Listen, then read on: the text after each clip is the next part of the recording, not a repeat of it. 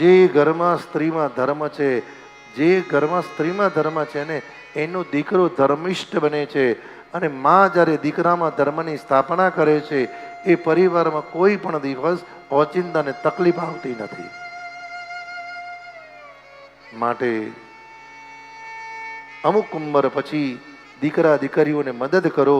પણ ભાગવતજી કહે છે કે હા, અમુક માને સમજવા જેવું છે કે દીકરાને છાની માની એટલી બધી મદદ ન કરો કે કાલે ઉઠીને તમારી પાસે કંઈ ના હોય એ જ દીકરો તમારા મૃત્યુનું કારણ બને.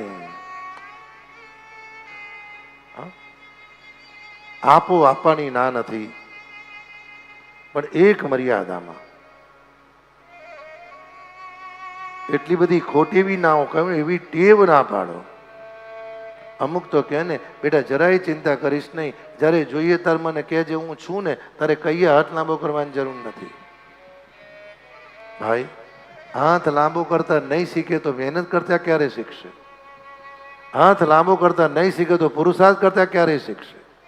હાથ લાંબો કરતા નહીં શીખે તો પોતાના પગ ઉપર ઉભો રહેતા ક્યારે શીખશે?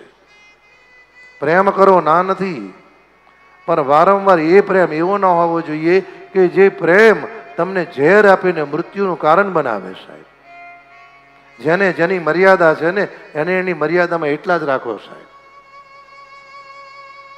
કારણ કોઈક વાર તમે અનુભવ કરો,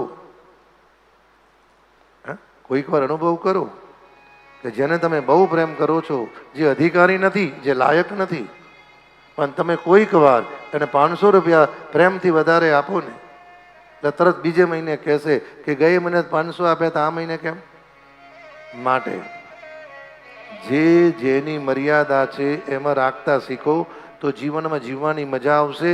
અને એકલા થશો ને તોય કોઈ જીવનમાં યાદ નહીં આવે. હોય તોય શું, ના હોય તોય શું.